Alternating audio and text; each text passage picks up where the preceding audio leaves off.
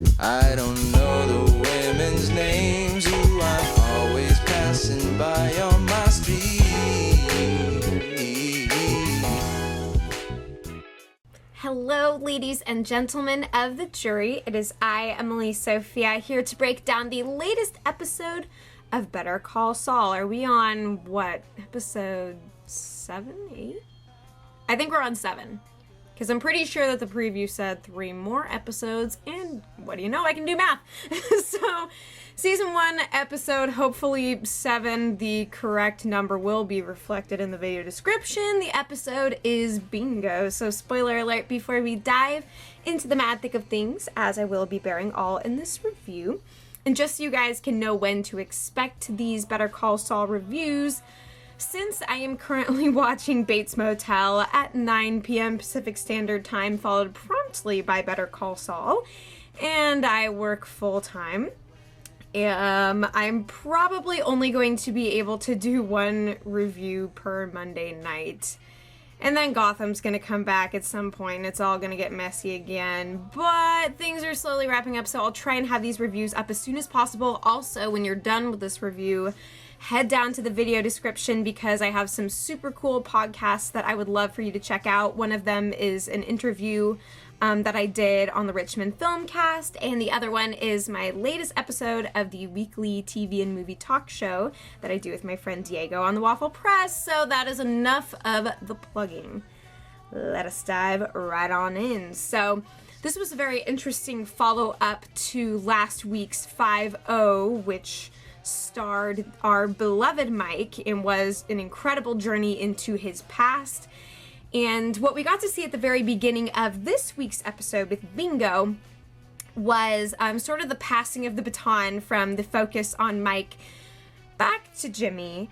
But it was handled in a really good way because it provided a little bit of closure for the time being. I know that Mike is going to continue to be a very important part of the storytelling to come already. He has proven his weight in gold and then some, as far as the way that he has served to further the character development of Jimmy and himself become an even deeper and richer character. But we got to see him talking with one of the detectives from Philadelphia. His partner is attempting to frame Mike for the murders of the men who he did, in fact, kill. But the other detective, whose name is slipping my mind right now, but they had that conversation sitting on the bench in the hallway with all the... It was a really neatly framed shot. And I know that that's part of the cinematography and style of this show, is sometimes we have these sort of extended medium long shots or long shots where we get to see the characters, whether they're talking, whether they're pacing in frustration, but we really get to see how all of these moments and things play out. And it appears that while one of the detectives has it out for Mike, the other guy's like, hey, he's not really running the show. We're going to figure this out. So we know that, and it appears that Mike is going on vacation to the Bahamas by the end of this episode. I didn't know if that was like a euphemism, because I am all too used to, it's like heading to Timbuktu, to Kingdom Come, like things of that nature. But maybe he's actually going to the Bahamas, and that would be just dandy for him. A man like him could use some time off, that is for freaking sure. Time out of the ticket booth, as well as time away from doing deeds in the dark. Shady business, but he is the fixer-upper man, that is for freaking sure. One of my favorite scenes of this episode, of course, was when he was casing the Kettleman's joint. I like how there wasn't a lot of direct lead into that scene. We had that nice, like, bluesy, funky jam playing in the background as he's hovering in the distance, apples to apples to apples, looking over the fence, keeping an eye on things, and bada bing, bada boom, he lands the kettle cash. And that was very, very satisfying to watch, satisfying to see him watch the Kettlemans as well, and to be a part of Jimmy's scheme. But it's not so much a scheme as it is setting this whole situation right, and very begrudgingly so for Jimmy, because as we see over the course of the episode, he plans to do good things with the bad money by investing in himself and building for himself a legit actual firm with windows and space to move. A place where he can have his desk and not also sleep and take shots of vodka. Like, to invest in himself and his future in this gorgeous, spacious loft that he wants to turn into his firm with the partnership of Kim, who would actually have a place where she is appreciated, because it's HHM. I want to say H&M, but that is a retailer and not quite what we're dealing with here. So at any rate, yeah, but clearly she is struggling to get ahead at her place of work, and her clients, the Kettlemans, make that all the more difficult for her by insisting that she is making them look guilty when in fact they did not a thing wrong in their eyes. Oh, in all their infinite wisdom, which we get to see Jimmy pull right out from under them in also quite a very satisfying way. But anyway, so we see Jimmy giddy. And we don't often see this side of him. We see the sardonic humor, the self-deprecation, what have you. The guy is a freaking carnival of emotions, of displays. You know, we've seen him all over the spectrum, but we got to see him at a very interesting high and a very interesting low in this episode. And the beginning and end of the episode kind of bookend one another. We see that he is in this potential piece of real estate. He's exploring the place with Kim and talking about his future and the future of his elder law firm, and, you know, dressing up the conference to look like what was it, like a Cracker Barrel or whatever it is that Kimmy said. That was really sweet. Kimmy? See, I just watched The Unbreakable Kimmy Schmidt, so I'm gonna call her Kimmy. It's gonna be cute. We're gonna deal with it and move right along. So Kimmy and Jimmy. Okay, that was an epiphany that just happened.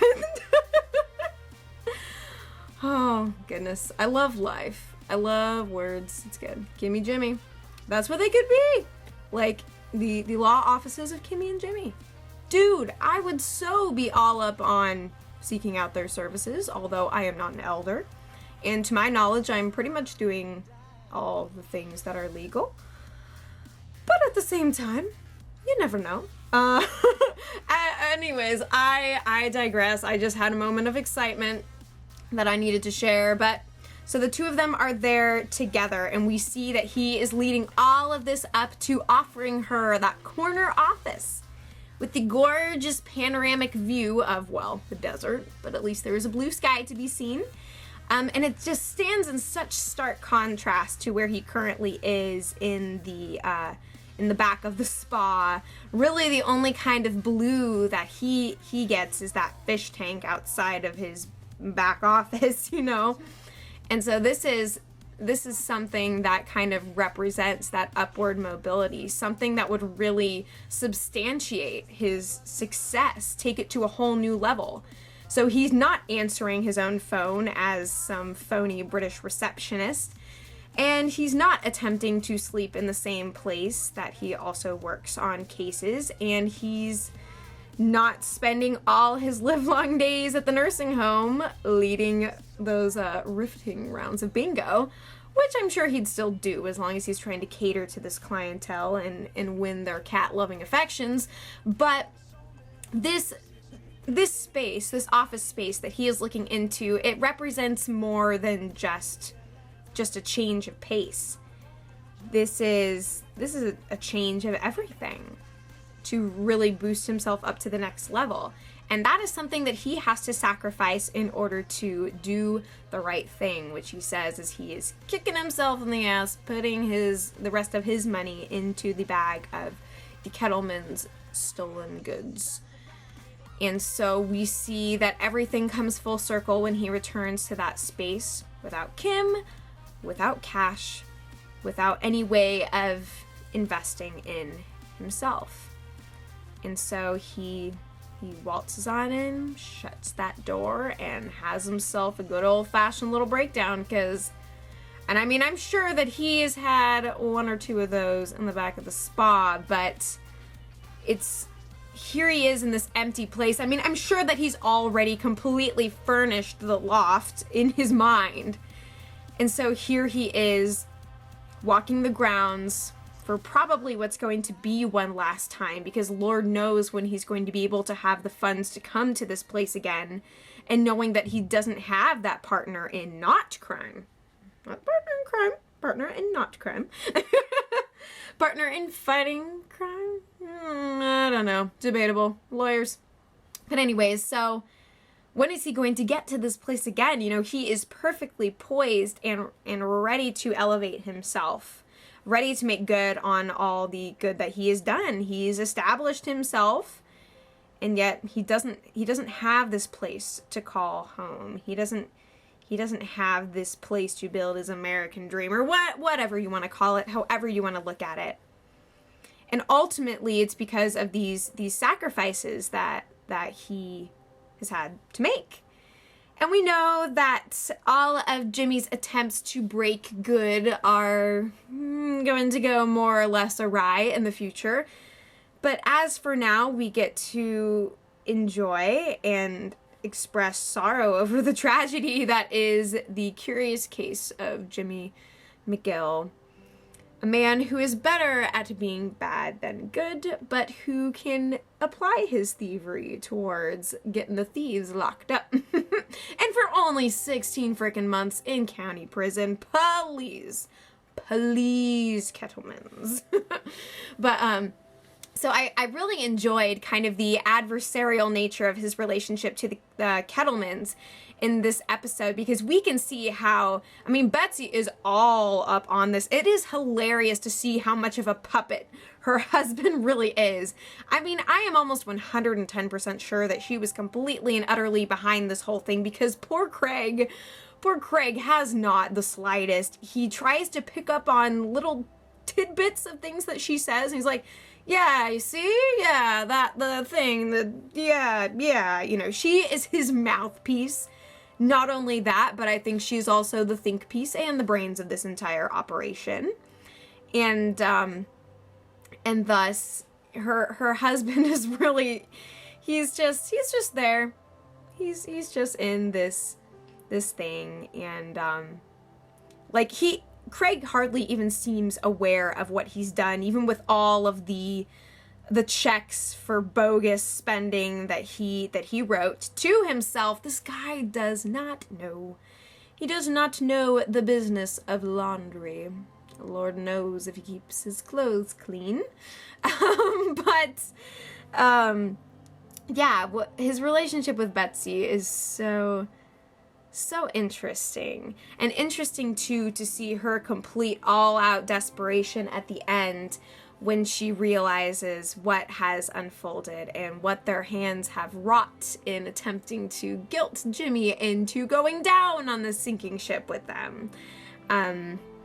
Like I said, so cathartic and good to see, because this whole Kettleman affair has been weighing on us, preying on us in the background of all that's transpired. And we know that probably Nacho is going to be the next contender up as far as the big crisis that Jimmy is going to face. Still out there. But, you know, at least he's got the loony bins out of his thinning hairline. And he can rest easier in that regard. The money is not on him anymore, and unfortunately it cannot be put towards his things. And it is safely and sadly with the DA. But we did get to see Jimmy pull a good bit of magic with Magic Mike. What is wrong with me, Kimmy Jimmy, Magic Mike?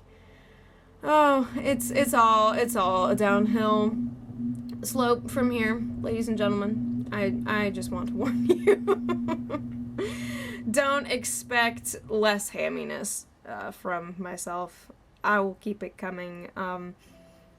But yeah, so when she realizes that she has upped the ante by trying to get to force a bribe and all this wonderful jazz, they are utterly caught. It is hook, line, and sinker. Think of the children, Betsy. Bada bing, bada boom. They go right on back to Kim, to dear Miss Kimmy, tails between their legs, ears drooping. And we get to see that scene where as Jimmy chauffeurs them inside and the elevator's about to close, the two Kettlemans looking like sad children, and then Kim mouths the words, "Thank you." And the shadows of, I love the shadows and the lighting, just this dark, harsh, intense shadows that are a part of this building, where we saw earlier on in the season that Jimmy comes out this back way sometimes and shares a smoke with Kim, and you know, they have some conversations there. It's kind of a sacred space where they can shoot the shit, get what's going on out in the air, and yeah, I really do like their friendship. It's not one of those drama and constant tension filled man woman, just it's all very authentic and organic and just so well expressed between them. I think that they balance one another out very well. And Kim genuinely appreciates Jimmy and knows that he is an incredibly talented man. He is by no means a hack, and he is capable of every kind of greatness, and he believes the same of her. And they just need to freaking have a power team up, law offices of Kimmy and Jimmy. And I will work out the kinks in that title later. I feel like there's more that I can add, perhaps. I'll let you guys do that down in the comments. But yeah, and so we also, interesting, this is another point of the show that I have found to be very thought-provoking, and I'd love to hear your thoughts on this as well. So the whole situation with Chuck and the fact that he is trying to self-medicate and build up a tolerance to the poison of electromagnetism, and Jimmy comes indoors and is panicked to see his brother outside counting to 20 or whatever, and then he rushes back in, exhilarated that he's finally doing this. He wants to make himself useful again, and I think that is in large part due to the fact that he sees that finally his delinquent brother is building a foundation and finding some kind of legal success, something that is forthright and above board. Jimmy's out to protect these people, and Chuck getting to see the dissipation of Slippin Jimmy, and a Jimmy who's willing to get up and walk on his own 2 feet. I think that in great part influences the way that Chuck views his sickness, because it is, I believe, psychological, and perhaps something that is sort of derived from all the life stresses that he's experienced with work and his family and this. We don't know exactly how it all came about, because we found Chuck very much in the midst of it, in the dark, in the space blanket. But here he is, no space blanket to be seen, not a piece of foil. He's working on it, still got some sores and huffing and puffing from being out in the sun, but just as he sees Jimmy advancing, he wants to do the same.